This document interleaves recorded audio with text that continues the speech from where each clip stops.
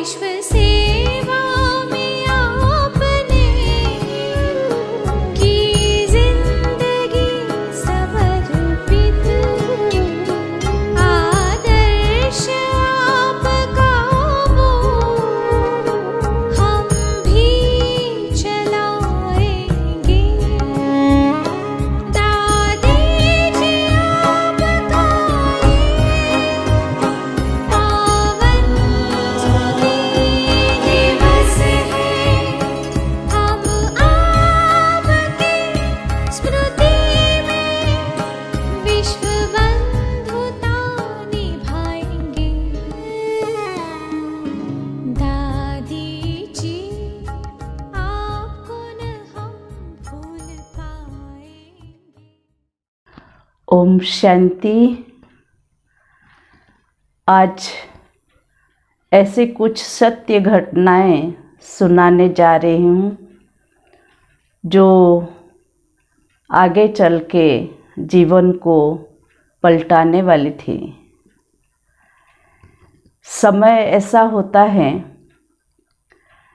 जब मनुष्य के अंदर कुछ प्रेरणाएं, कुछ संकल्प, कुछ इच्छाएं जागृत होते हैं। वो है जीवन के युवा अवस्था। जैसे जैसे हमारे दृष्टिकोण में भिन्न भिन्न प्रकार के दृश्य ज्ञात होते हैं, वैसे वैसे जीवन को आदर्शमय बनाने का कभी चाहत भी रहता है। और जीवन में कुछ क्षण ऐसे होते हैं जो कि लक्ष्य को स्पष्ट करते हुए दिशा के ओर ले जाने वाली होती है। वो युवा समय में बुद्धि भी अपने निर्णय तक ले जाने के लिए प्रेरित करती है। मन के संकल्प भी अपने इच्छाओं को, आग्रह को प्रकाश कर प्रैक्टिकल में लाने के प्रयास में रहता है। और ये भी कहा जाता है कुछ पूर्व जन्म के संस्कार वो धीरे धीरे इमर्ज होते हैं। तो आज मैं ऐसी बातें सुनाने जा रही हूँ जो कि एक अनुपम दीप बनकर मेरे लाइफ में प्रेरणा स्रोत बनी रही और अभी तक भी वो आदर्श है। भविष्य में भी वो दीपक शिखा द्वारा, अपने लाइट के द्वारा, फ्लेम के द्वारा भविष्य को भी सफल करने वाली है।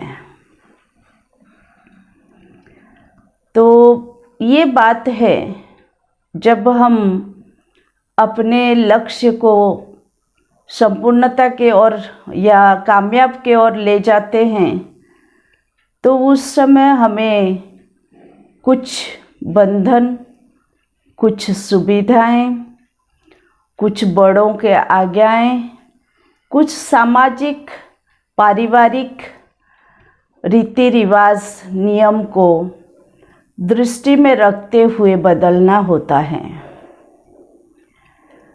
और एक लड़की का जीवन होने के नाते ये भी मर्यादाएं, नियम और कुछ आदर्श को लेके आगे बढ़ने में भी, निर्णय लेने में संकोच होता है, क्योंकि उस समय पेरेंट्स का जो कंट्रोल लड़की के ऊपर मैक्सिमम होता है।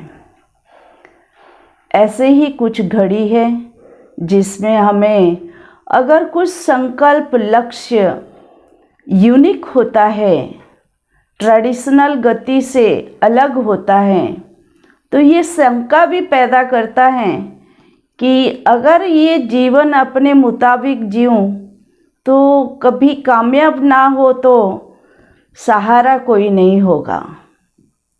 ये द्वंद्व के टाइम बड़े कभी सुहावने होते हैं, कभी बुराई के ओर ले जाते हैं। मैं बताती हूँ, सन 1983 की बात। अचानक मेरे जीवन में एक जैसे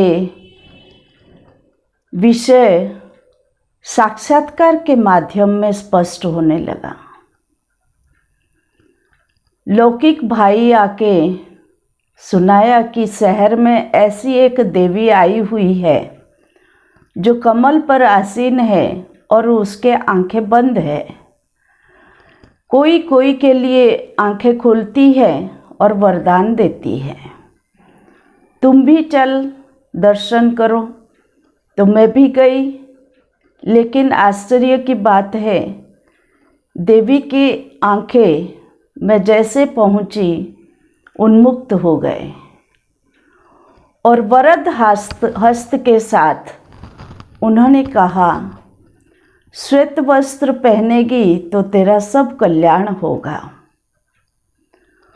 और मेरी नींद धड़ से खुल गई। मैं सपना देख रही थी और सफ़ेद वस्त्र कहने से मुझे थोड़ा भय लगा कि ये तो शुभ नहीं होता है, लेकिन देवी कौन सी थी? वो भी श्वेत वस्त्रधारी थी। तो फिर उसके बाद मैंने कुछ सोचा नहीं और किसी को बताया भी नहीं, आगे बढ़ती गई। और ठीक 7-8 दिन के बाद मैं उत्सुकता के साथ लौकिक पिताजी के साथ में निकली एक ऐसी यूनिवर्सिटी में जो कि हमारे लौकिक घर के 8-10 घर के बाद ही था। और रोज़ मैं यूनिवर्सिटी जाते समय मेरे में क्यूरियोसिटी आती थी कि ये कौन सा यूनिवर्सिटी है। एक बिल्डिंग के ऊपर लिख दिया। और 11 बजे मेरी बस थी तो मैं देखती थी वो तो लॉक पड़ा हुआ, एकदम सुनसान है। तो वो उत्कंठा, टाइम मिलने पर मैं पिताजी के साथ गई और बहनों ने समझाया। मुझे तो उसमें उतना ही समझ में आया और अच्छा लगा, वो है चरित्र निर्माण और शांति स्थापन के लिए ये ईश्वरीय विश्वविद्यालय काम करती है। फिर सुन के आई, बहनें 7 दिन का कोर्स करने को बताया। कोर्स किया, आधी आधी मैं चलती रही। लेकिन सन 1984 में मुझे वो सौभाग्य प्राप्त हुआ जो मैं धारणावान होकर माउंट आबू अंतर्राष्ट्रीय मुख्यालय में बाप दादा के साथ मधुर मंगल मिलन के लिए गई। उस समय तो छोटा सा ही था पांडव भवन आबू पर्वत में। तो देखा, जब मेरा नज़र मुख्य प्रशासिका दादी प्रकाश मणि पर गई, मैं तो स्टन रह गई। मुझे वो साक्षात्कार याद आने लगा कि वो सपने में जो आई थी वो और कोई नहीं थी, दादी प्रकाश मणि जी। खुशी में गदगद हो गई और मुझे समझ में आया कि ये मनसा सेवा का ही फल है दादी जी का। तभी तो मैं कुछ समझी नहीं थी, लेकिन आज मुझे अनुभव हो रहा है। दादी ऐसी मूर्त है जिनके जीवन का झलक और फलक भारत में तो क्या, सारे विश्व में फैल रही है।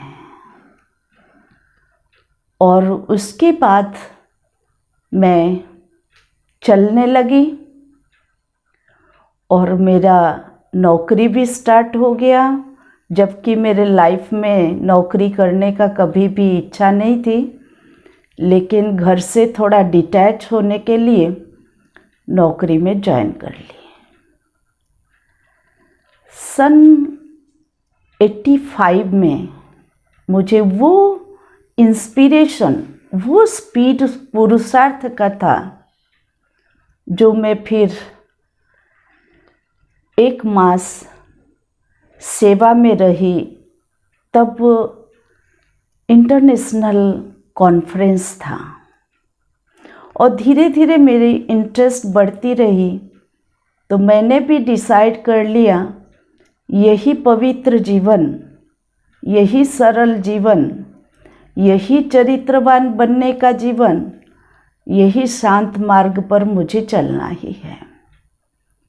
लेकिन घर से कोई नहीं चल रहे थे, तो मुझे थोड़ा बैलेंस रख के चलना होता था। तो ऐसे ही मेरा 83 से 86 तक चला। फिर 86 में मैं अचानक अपना डिसीज़न चेंज किया कि मुझे डेडिकेशन बहने जैसे जीना है। फिर मैं नौकरी में रहते हुए भी अपना वो लाइफ स्टार्ट किया जो डेडिकेटेड बहनें लीड करती हैं। पूरा मेरा हिसाब किताब, चाहे जीवन का हो, चाहे पुरुषार्थ का हो, चाहे सैलरी का हो, मैंने सेंटर के साथ जुड़ा के रखा। उसके परिणाम स्वरूप मैं देख रही थी एक त्यागमय सरल जीवन यापन में भी सेवा की वृद्धि हुई और एक दूसरा ही मेरे अंदर स्पीड आने लगा। फिर 1988 की बात, ये मैं इसीलिए बता रही हूँ, इसमें दादी का योगदान, इसमें दादी का दूरदर्शिता, इसमें दादी का निमित्त बन बाबा के आज्ञाओं को पालन करने का मैं प्रत्यक्ष स्वरूप देखा। 1988 में जब बाप दादा से मिल रहे थे, उस समय बाप दादा मुरली के बाद पर्सनल मुलाकात करते थे, दृष्टि देते थे, वरदान देते थे, टोली खिला के भेजते थे। तो मैं भी स्टेज पर गई और बाप दादा को बहुत ही प्यार से निहार रही थी। तो बाप दादा ने बोला, 3 लाइन मेरे लाइफ को चेंज कर दिया। बोला, बच्ची, बाप दादा चाहते हैं ईश्वरीय सेवा में पूरा समय दो, फिर भी दीदी दादी से राय लो, लक है। ये 3 लाइन जितना भी समझ में आया, लेकिन मैं समझ गई बाप दादा की ये इच्छा है। तो सुन तो रहे थे सब कोई। फिर नेक्स्ट डे मुरली क्लास के पहले दादी को गुड मॉर्निंग करने हम जाते थे। फिर क्लास के बाद दादी मिलने को बोला। मैं बहन जी के साथ दादी के कमरे में गई। वहाँ तो सभी बड़ी दादियाँ थी, चंद्रमणि दादी, जानकी दादी, बड़ी दादी, सब बैठे थे। तो दादी ने कहा, बाप दादा ने तुम्हें क्या कहा वो समझ में आया? मैंने कहा, हाँ दादी, बाबा ने कहा नौकरी छोड़ो, ईश्वरीय सेवा में पूरा समय दो। तो दादी बोली, तुम्हारा निर्णय क्या है? मैंने कहा, दादी मैं तो खुशी से सबको लेटर लिख दिया। एक तो मेरा जो पीएचडी गाइड है उनको, एक मैं जहाँ सर्विस करती थी प्रिंसिपल को, और एक मेरी फ्रेंड को, लेकिन घर में नहीं लिखी थी। लौकिक घर में वो बताना मुझे लग रहा था मैं सम्मुख जाके बताऊं। तो दादी ने कहा, देखो तुम पहले नौकरी से छुट्टी लेके 3 महीना 6 महीना सेंटर पे रह के देखो तुम्हें कैसा लगता है। तो उस समय मुझे ताज्जुब लगा, क्या लगेगा, अच्छी तो बात है और बाबा की सेवा में रहूँगी। तो दादी बोली नहीं, तुम छुट्टी लेके रहो। मैं बोली दादी मैं रिज़ाइन करती हूँ। तो फिर दादी बोले नहीं माला, मैं इसीलिए कहती हूँ कि तुम्हारे जैसे कम आएंगे और साधारण बहुत आएंगे, तुम उनके साथ चल सकती हो। तो मैंने कहा दादी मैं एडजस्ट हो जाऊंगी, सबके साथ मिलजुल के रह जाऊंगी। तो दादी ने फिर कुछ नहीं कहा, बोला ठीक है। तो मैंने रिज़ाइन कर दिया। लाइफ बाबा के घर में रहने का मुझे सौभाग्य प्राप्त हुआ। कहने का भाव है दादी कितना दूर तक सोचती है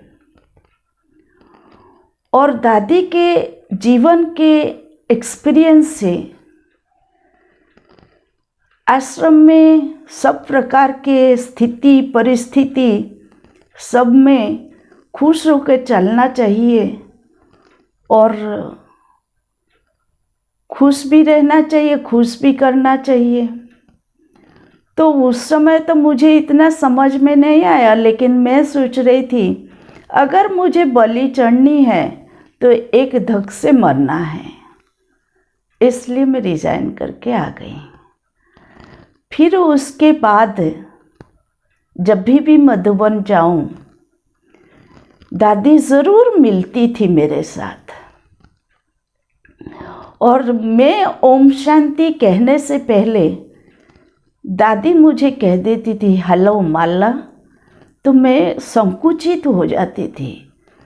मेरे मन में प्रश्न उठता था, दादी को ये लगता है क्या कि मैं पढ़ी लिखी हूँ तो हेलो हाय में चलती हैं, तो मैं कुछ कह नहीं पाती थी।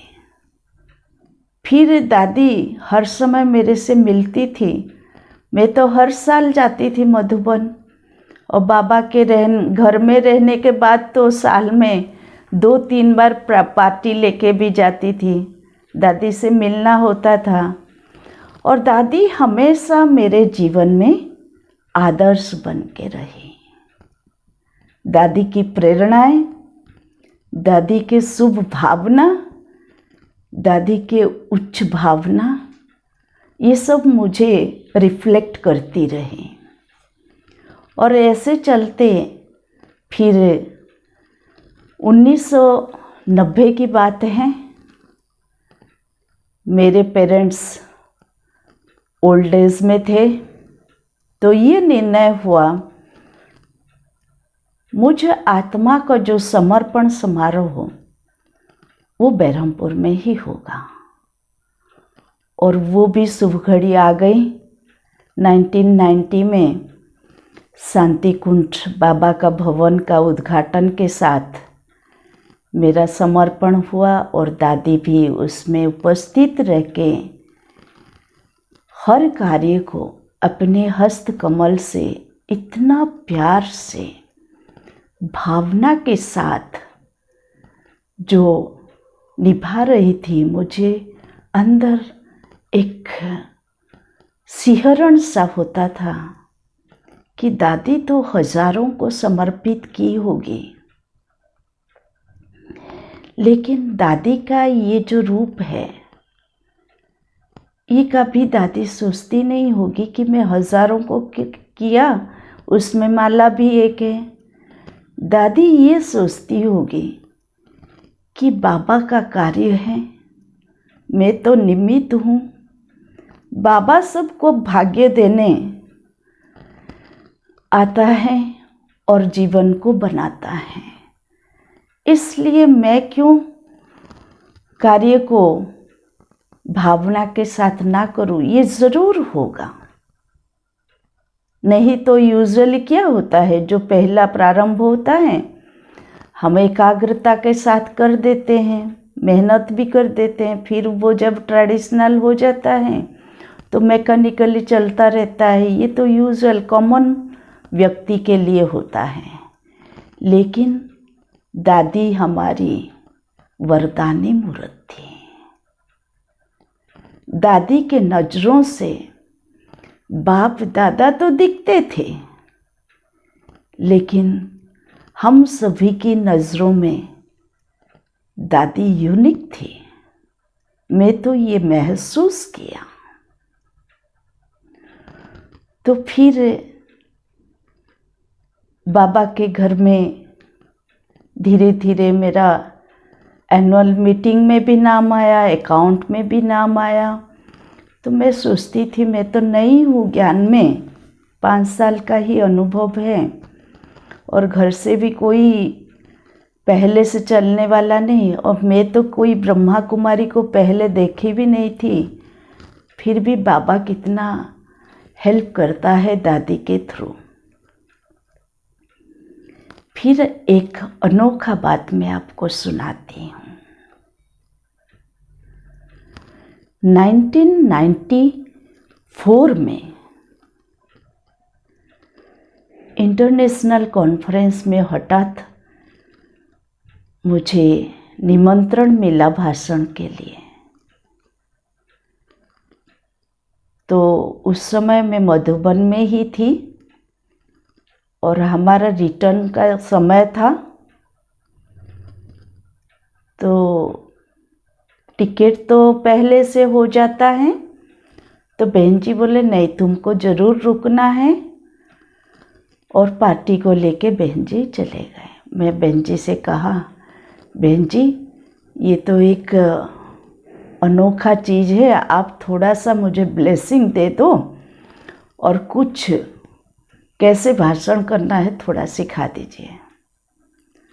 तो बहन जी ने तो कह के गए, लेकिन इनॉग्रेशन सेशन में ही मैं देखती हूँ भ्राता निर्वेर जी वही पॉइंट सुना रहे हैं।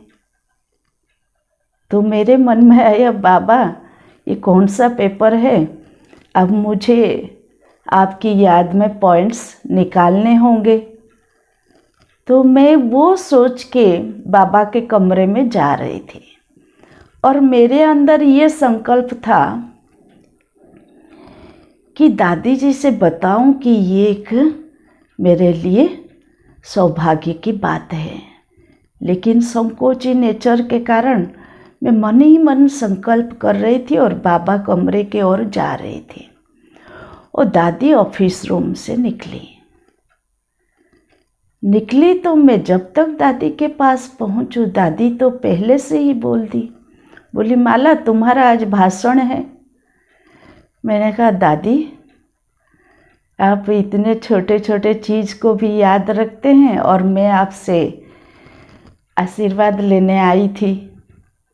तो ये जो भाव माना दादी में थॉट को रीच करने का पावर बहुत था।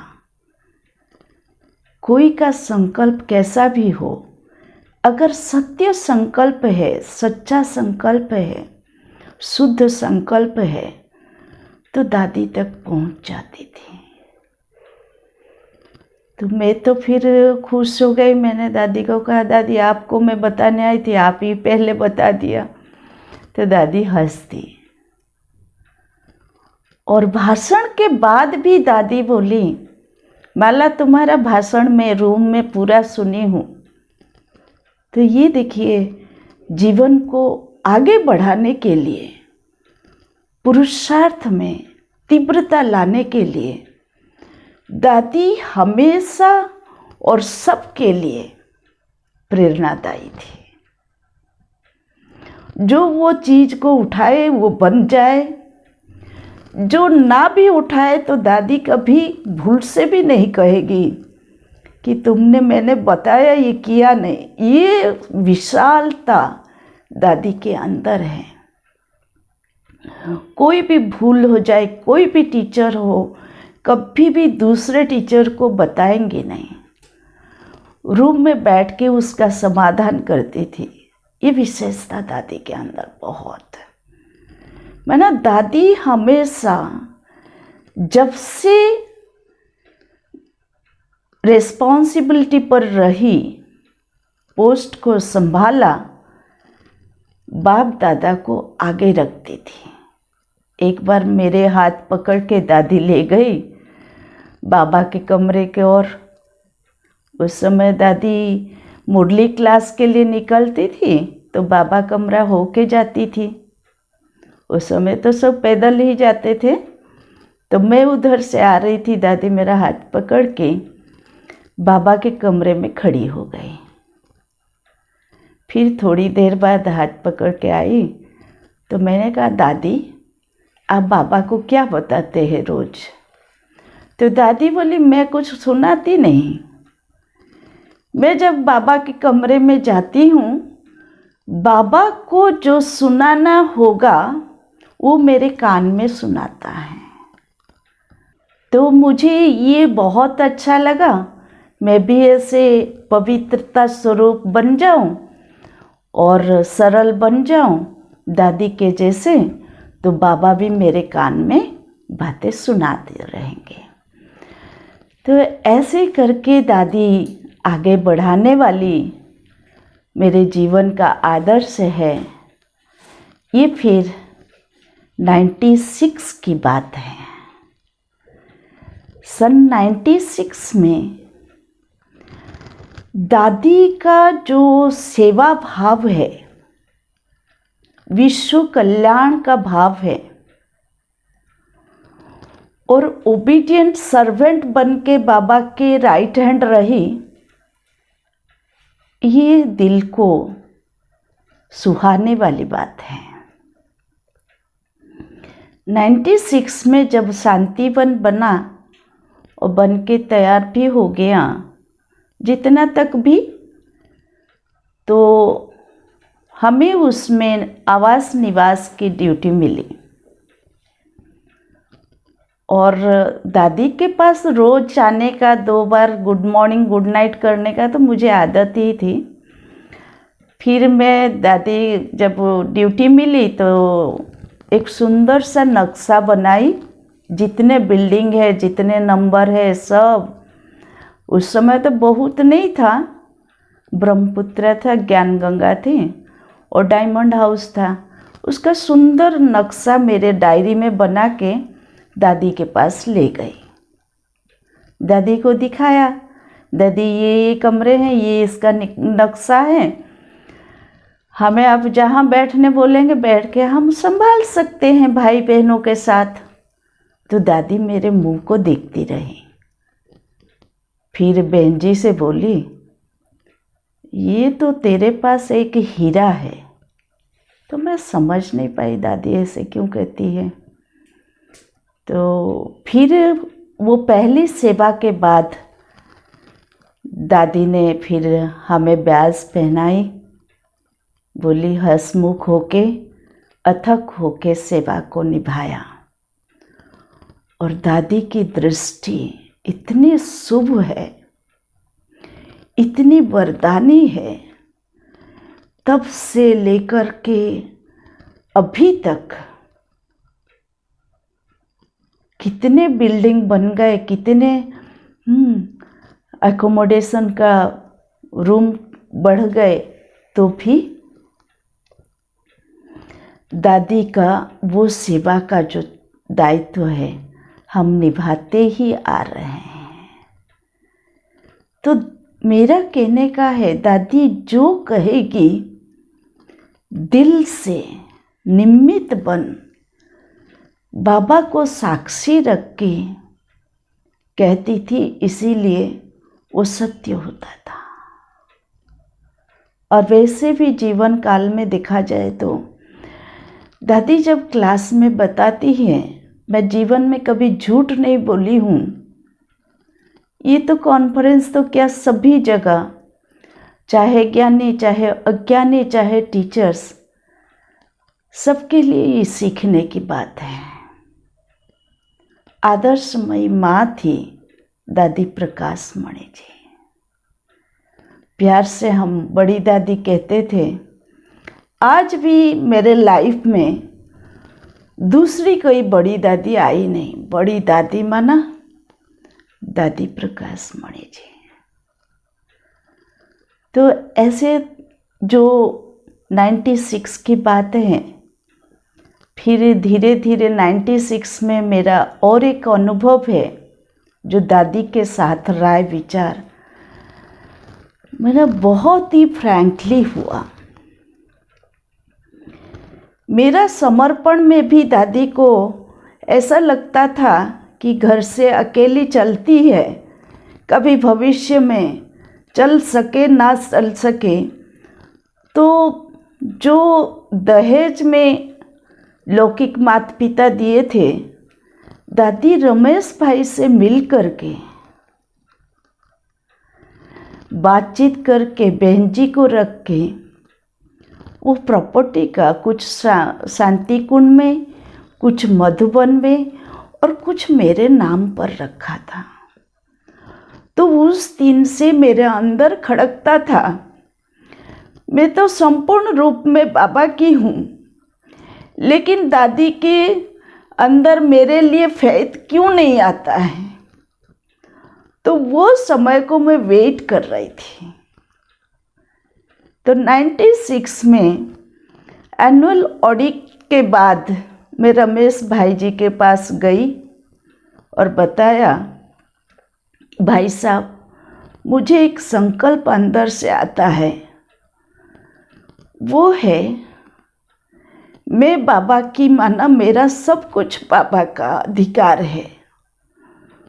तो मेरे नाम पर जो रखा हुआ है अभी ईश्वरीय विश्वविद्यालय में चले जाना चाहिए।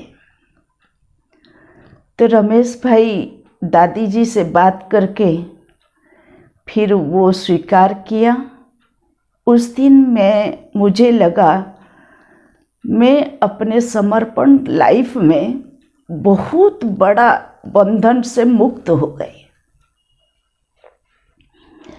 तो ऐसे चलते चलते फिर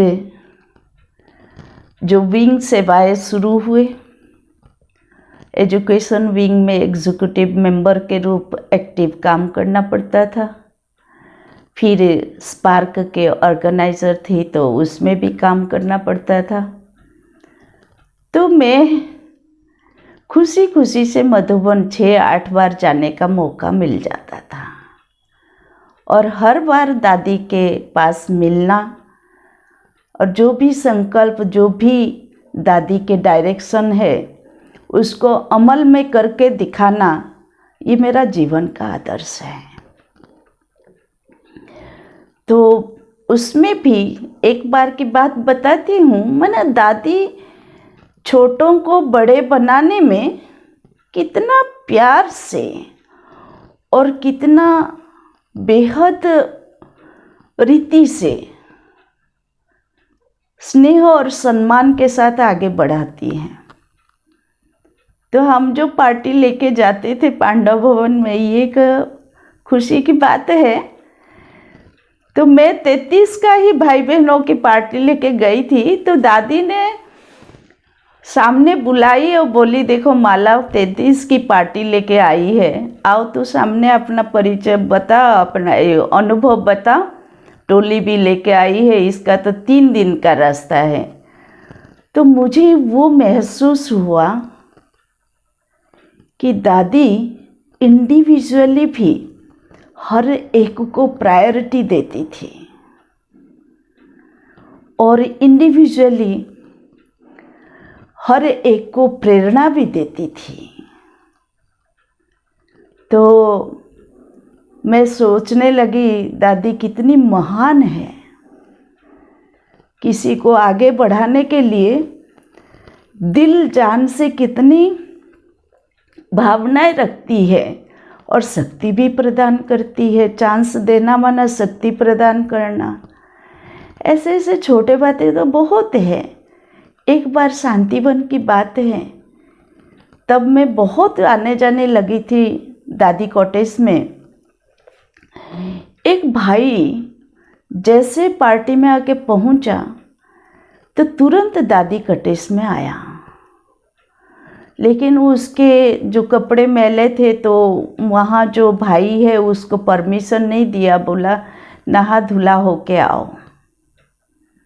तो बेचारा चला गया, फिर से आया वैसे ही बिना नहाए। तो दादी खिड़की से देख रही थी।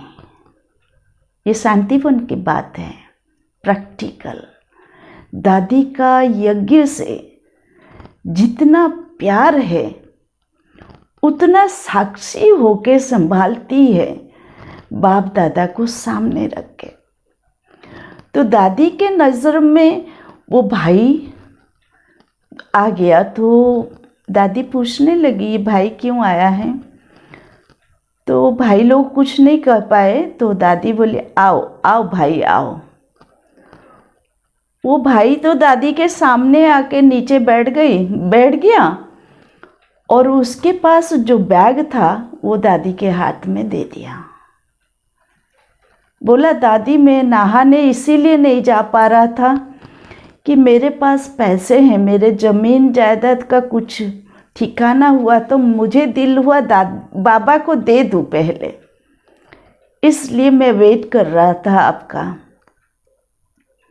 तो सचमुच दादी उदारचित, दादी प्रेममयी, दादी में फीलिंग का फ्लू ही नहीं है। तो ये है दादी से सीखने की बहुत सारे बातें, और उस हिसाब से देखा जाए तो दादी हमेशा इंस्पिरेशन है। सबके लाइफ में होगा, लेकिन मेरा लाइफ जो बिल्डअप टोटली दादी के आधार पर है, शुरू से लेकर अभी तक और आगे भी रहेगी। तो ये तो है शांतिवन की बात।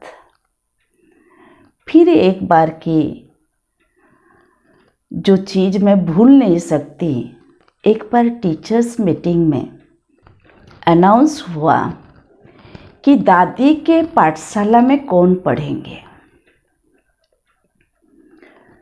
तो मैं समझ नहीं पाई बात को, लेकिन दादी का तबीयत तब, ये सन 2003 की बात है, तो दादी के असुस्थता के कारण दादी का क्लास में जाना, लेट से जाना, ये सब प्रक्रिया स्टार्ट होने लगा था। तो मैं पहले हाथ उठा के पहुंच गई दादी के कॉटेज में। तो मैं 5 साल तक दादी के डायरेक्ट स्टूडेंट रही दादी के पाठशाला में। मुझे दिन रात समझ में नहीं आता था। दादी का पाठशाला जो है ना, वो फिर स्टार्ट हो जाता है 3 बजे और रात को फिर 8:30 बजे, मतलब सब सेवा कार्य समाप्त होने के बाद दादी का पाठशाला शुरू होता था। मैं तो पहुंच जाती थी। उस समय में मुझे पता नहीं चलता था, मेरा खाने का सोने का सब टाइम इधर उधर हो रहा है, लेकिन बाबा मुझे चला रहा था। उसमें इतना आनंद मिलता था। और मैंने सीखा क्या, स्टडी क्या किया, ये इम्पोर्टेंट है। दादी के नज़दीक से दादी का भाव को देखने में, समझने में मुझे अवकाश मिला। दादी को मैंने मार्क किया, दादी उतना ही निर्माण रहती है। तबीयत का तो कभी उनका एक्सप्रेशन में नहीं था, लेकिन दादी से जो भी हम पूछते थे, वो जो आंसर देती थी वो बिल्कुल एक्यूरेट होता था। और जो आप पूछेंगे दादी आज 26 जनवरी है, आप कैसे भाषण करते हैं, तो वो इतनी खुशी से सुनाती थी।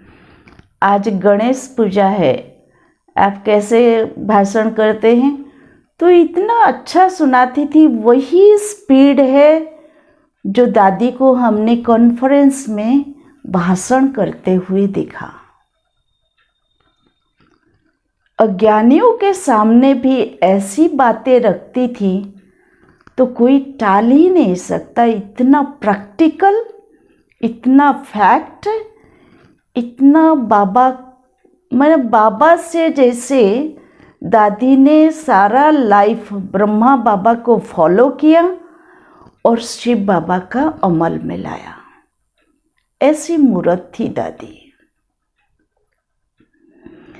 तो दादी के पाठशाला में तो बहुत दादी मुरली पढ़ के सुनाती थी।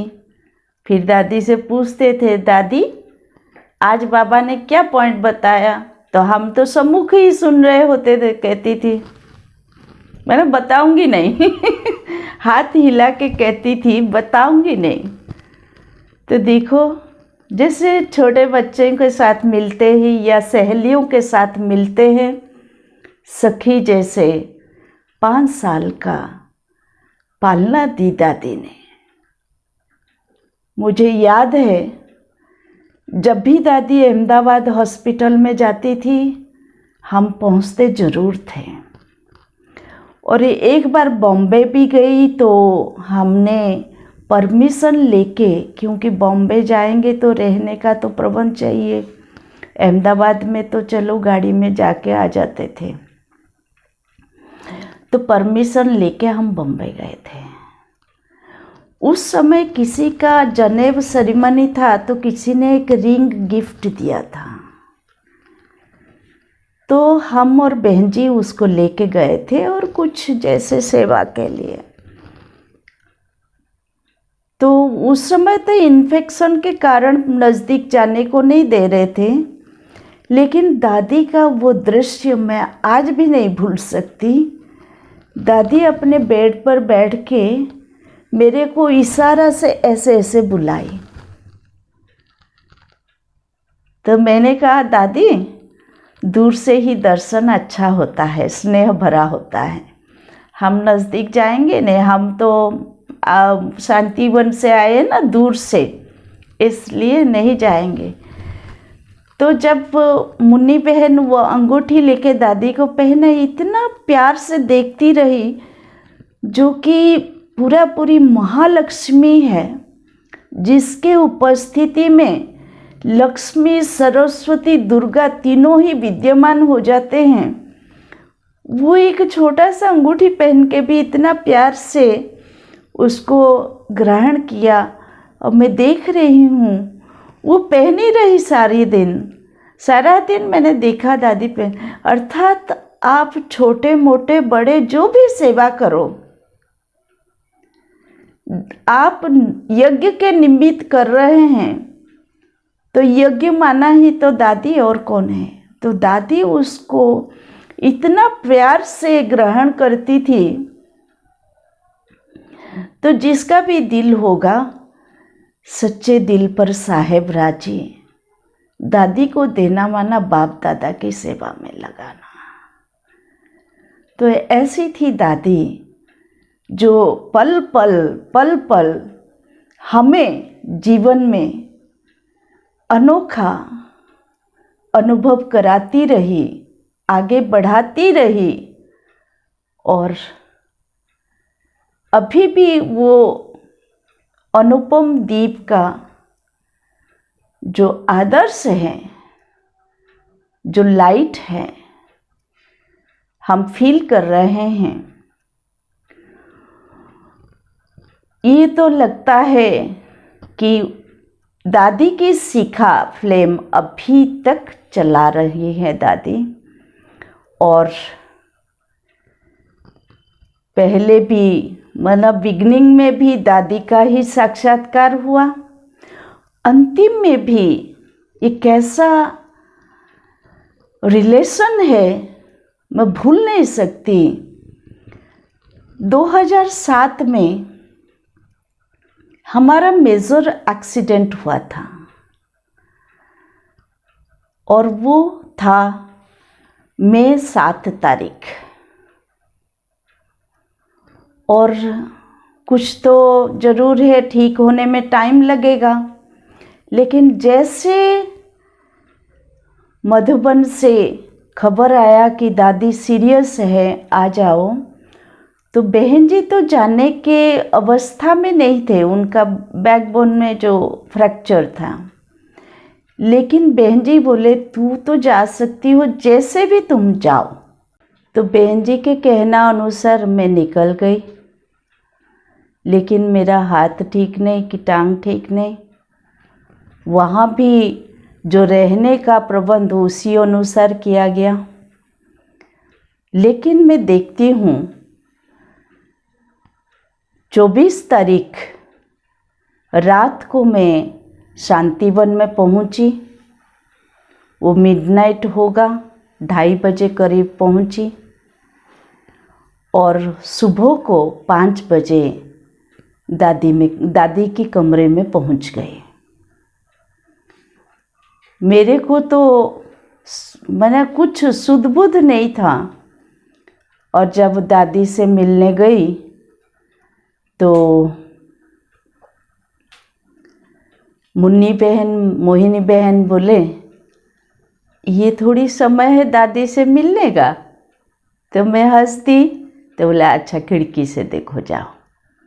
मैं खिड़की से दादी का दर्शन किया। दादी तो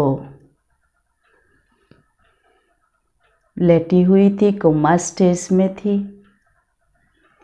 फिर आ गई, फिर नाश्ता करके ठीक 10 बजे दादी के कॉटेज में पहुंच गई और दादी का अंतिम दर्शन मैं सम्मुख ही किया।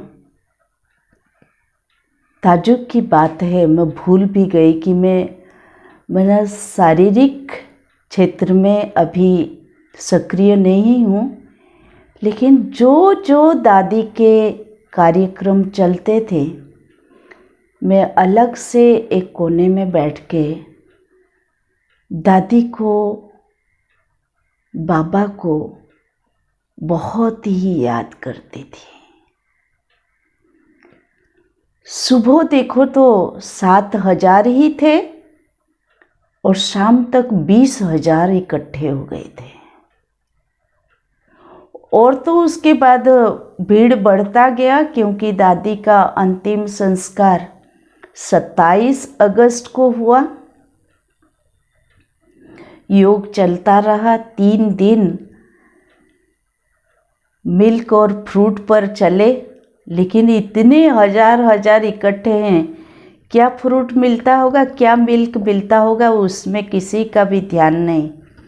अखंड भट्टी में हम सभी शामिल हो जाते थे। तो दादी का जो आदर्श जीवन सचमुच में नज़दीक से देखा। हमेशा निमित्त बन के चलना, बाप दादा को देखते रहना। और दादी तो थी ही निरहंकारी, निर्माणचित। कोई भी देखने से कहते थे कि तुम्हारी दादी तो अंतर्राष्ट्रीय मुख्यालय की हेड जैसे लगती नहीं, कितना फ्री होके चलना फिरना घूमना करती है, कोई एस्कॉर्ट नहीं। तो दादी थी भी निर्माणचित और शुभ चिंतक होने के कारण, कल्याणकारी भावना के कारण दादी में कोई संकट विपद नहीं आता था। वाणी में तो थी ही निर्मल, सत्य बोलना, मीठा बोलना, धीरे बोलना, युक्ति युक्त बोलना, ये दादी से ही आदर्श मैंने सीखा है, जो उनकी अंतिम इच्छा थी। तो आज दादी के स्मृति दिवस 13वें स्मृति दिवस है। वही मेरे लाइफ के रिटर्न है दादी के लिए, जो मैं दादी जैसे आदर्श को बढ़ाती रही, अमल में लाती रही, अभी भी हूँ और भविष्य में भी कायम रखूँगी।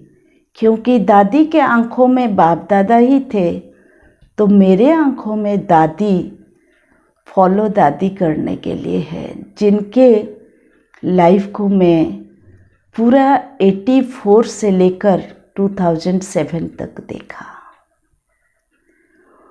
और हमेशा मेरा ये लक्ष्य था, ब्रह्मा बाबा का तो साकार में मिलन संभव नहीं हुआ, लेकिन मैं चलूँगी तो सभी दादियों के एकदम नज़दीक होके लाइफ बिताऊंगी। और वो भी मेरे लाइफ में चांस मिला, वो लक्ष्य मेरा कामयाब होता जा रहा है। और हमेशा मेरे दृष्टि में मेरे बड़े हैं, मेरे से जो वरिष्ठ हैं, वो आदर्श रहेंगे भी। मैं जीवन भर बाबा के साथ चलने के लिए इनका जीवन को एक अमूल्य किताब के समान पढ़ती रहूँगी। ये मेरा सत सुमन दादी के लिए है। ओम शांति। चलिए अभी दादी के याद में, दादी के आदर्श को चुनते हुए हम बाबा की याद में बैठ योग करेंगे।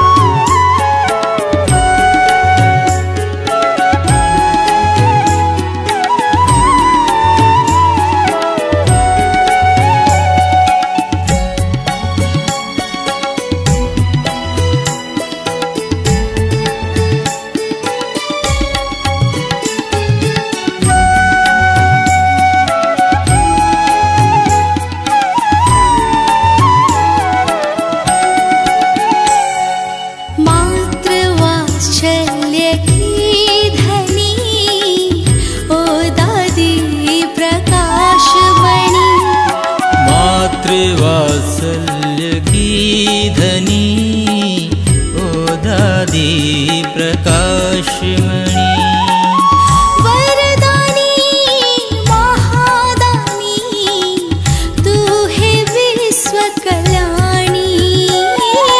वरदानी महादानी तू है विश्व कल्याणी।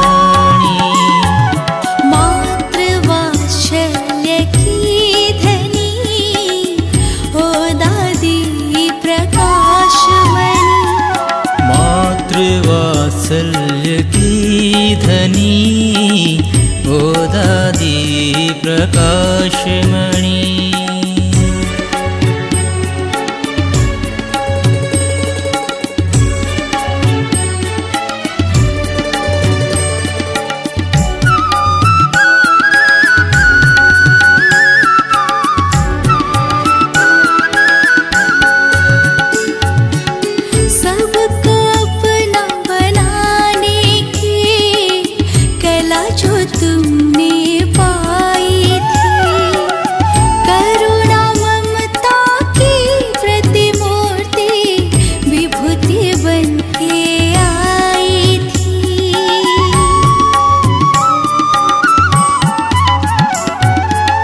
सबको अपना बनाने की कला जो तुमने पाई थी, करुणा ममता की प्रतिमूर्ति विभूति बन के आई थी। वो प्रकाश पुंज है तेरी अमर कहानी। पुंज है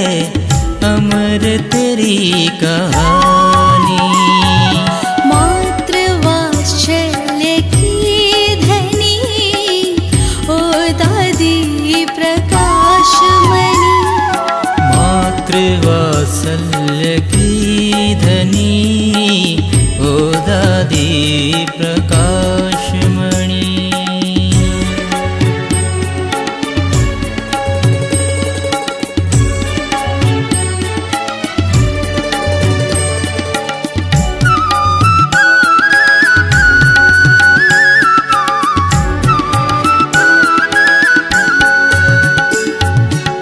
खुद को देखा, खुदा को देखा, सब में देखी अच्छाई।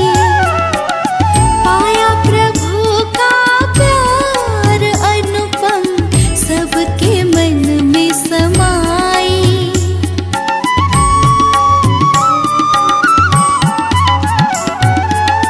खुद को देखा, खुदा को देखा, सब में देखी अच्छाई।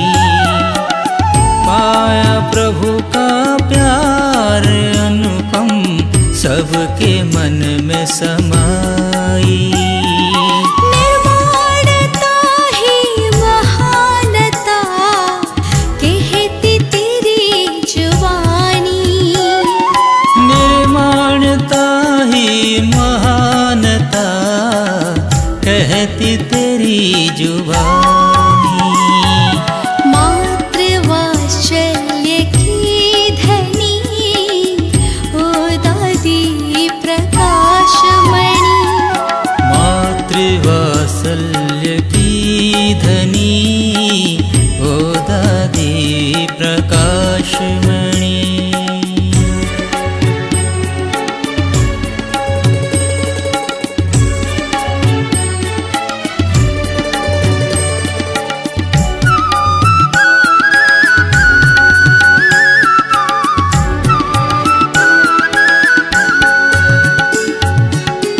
नम्र बनो सब नमन करेंगे, माँ तेरा ये कहना है। कथनी करनी एक कर, अब तुम सा बनना है।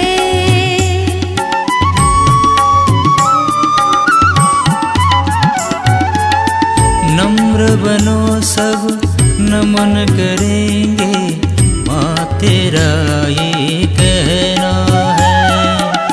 कथनी करनी एक कर, अब तुम सा बनना है। स्वीकारो श्रद्धा सुमन ये बाबा की मुकुटमणि।